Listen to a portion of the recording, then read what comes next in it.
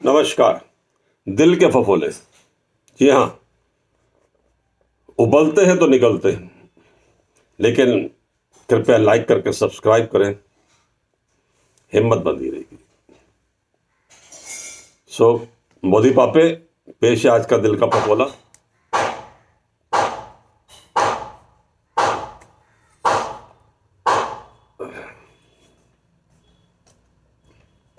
जमाना कहता है, मोदी पापे, जमाना कहता है कुछ नहीं होगा, पानी में कागज की नाव मत चलाओ, कुछ नहीं होगा। जमाना कहता है पानी में कागज की नाव मत चलाओ, भूल जाओ, कुछ नहीं होगा। लेकिन मोदी पापे, ये खैरात नहीं जो मांगने से मिल जाए, हक की लड़ाई है। ये हक की लड़ाई है, ऊंची लहरों के आगे भी सीना टकराना है। ऊंची लहरों से सीमा टकराना लाजिम है। मोदी पापे, ये साल भी अब जाने वाला है, लेकिन कोई सुनवाई नहीं हो रही। जाते जाते कम से कम कुछ तो कर जाओ। देश के दुर्भाग्य से हमारा पंजाब एक बार फिर सुलगने लगा है, और ये चिंगारियां धार्मिक स्थलों से उठने लगी हैं, जहां पर भावनात्मक रूप से पूरा पंजाब जुड़ा हुआ है। ये अपने आप में दुर्भाग्य है कि प्रदेश सरकार अपने पुराने पॉलिटिकल स्कोर सेटल करने में लगी हुई है। विपक्ष जो है, सिवाय बयानबाजी के और कुछ नहीं हो रहा। पुलिस के वरिष्ठ अधिकारी 3 बार बदले गए, सिर्फ अपना पॉलिटिकल स्कोर सेटल करने के लिए। ये आरोप मेरा नहीं है, ये आरोप इनका, विपक्ष का है। अब अली कुली ही 100 विधियों, आगे कौन हवाल। प्रदेश में LIU है, सेंटर की भी इंटेलिजेंस है, उसके बावजूद ये दुर्भाग्यपूर्ण घटनाएं हो रही हैं। नवजोत सिंह सिद्धू कोई मौका नहीं छोड़ते अटैक करने का अकालियों पर। जाहिर है उनकी पुरानी उनसे अदावत है। अकाली जो है इस वक्त मझधार में है, बीजेपी का साथ छूट गया, कांग्रेस का विरोध करना उनका मजबूरी है, और भाजपा जो है वो किसी ना किसी तरीके से पंजाब में अपने पांव जमाना चाहती है। भाजपा के 6-7% वोट बैंक है। अभी तक उनके पास कोई मजबूत चेहरा नहीं है। पार्टी का पंजाब में मजबूत चेहरा कोई नहीं है जिसके बेस पे वो इलेक्शन लड़ सके।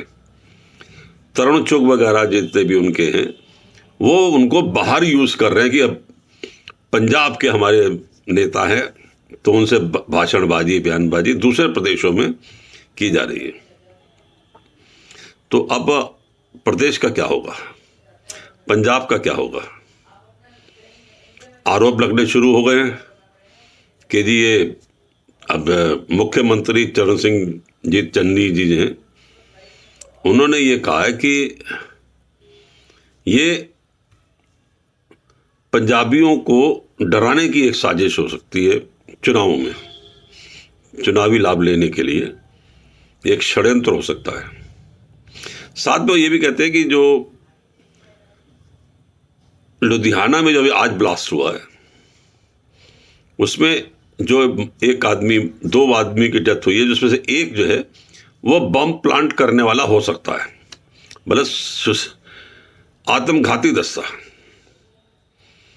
तो आत्मघाती दस्ता अगर वहां तक पहुंच रहा है, अदालत तक, तो अदालत की सुरक्षा पर भी एक प्रश्न चिन्ह है, पुलिस की व्यवस्था पर भी प्रश्न चिन्ह है,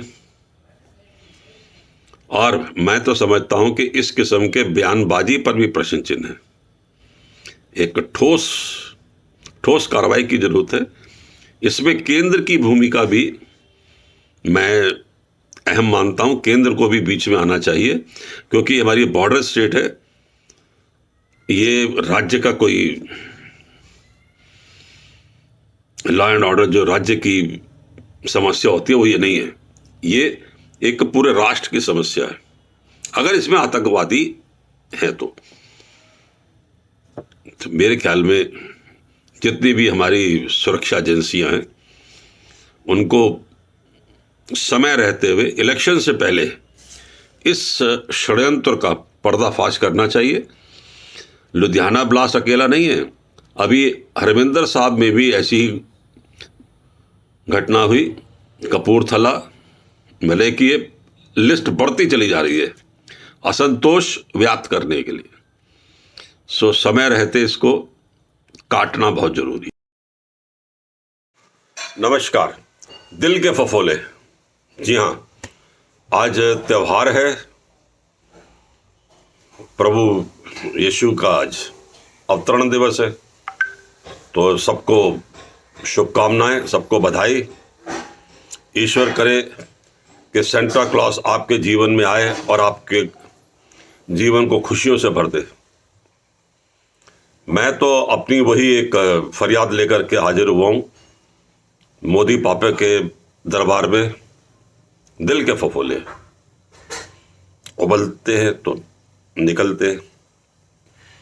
सो मोदी पापे, लेकिन मेरा एक आपसे निवेदन है कि कृपया मेरे इस प्रयास को लाइक करके सब्सक्राइब जरूर करें, ताकि करप्शन के ना कारखाने में जो मैं तूती बजा रहा हूं उसे थोड़ा सा बल मिले। सो आज का दिल का फफोला, मोदी पापे हर संभव कोशिश करके देख ली, हर संभव कोशिश करके देख ली, इंसाफ का दरवाजा कहीं दिखता नहीं। हर संभव कोशिश करके देख ली, इंसाफ का दरवाजा कहीं दिखता नहीं।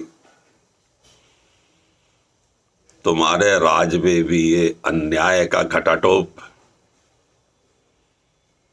तुम्हारे राज में भी अन्याय का ये घटाटोप,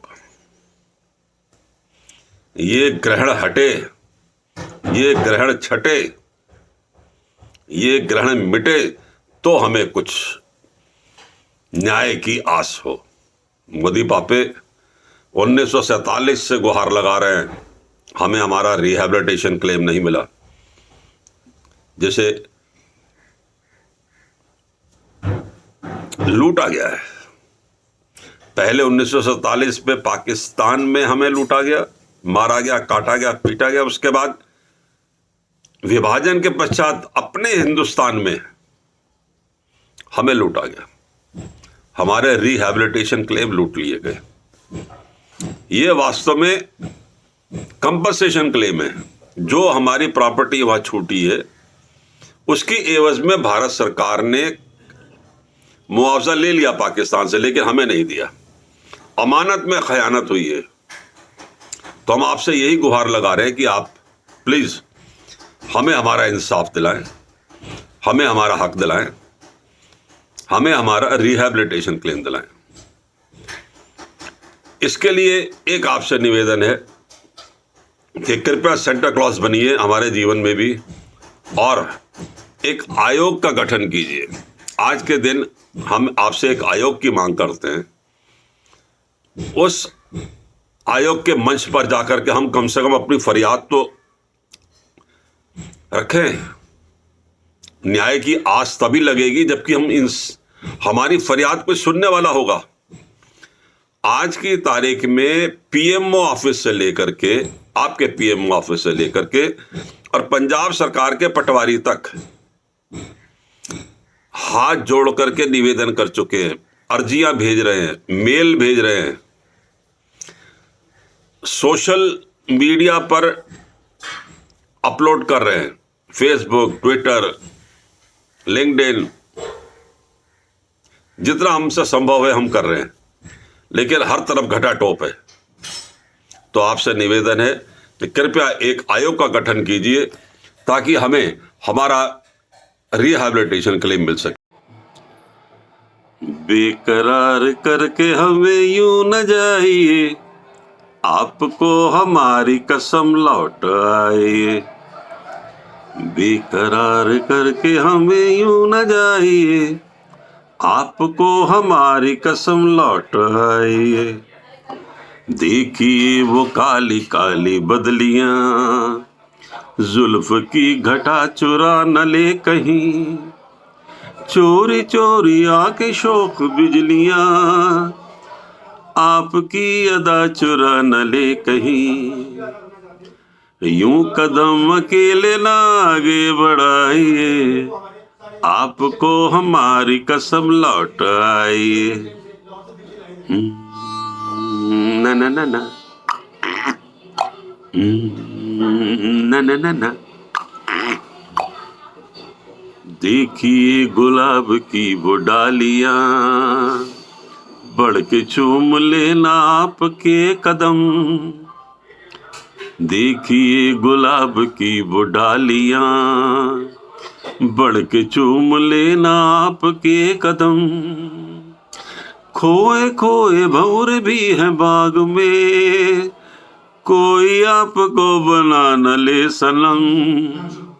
बहकी बहकी नजरों से खुद को बचाइए, आपको हमारी कसम लौट आइए।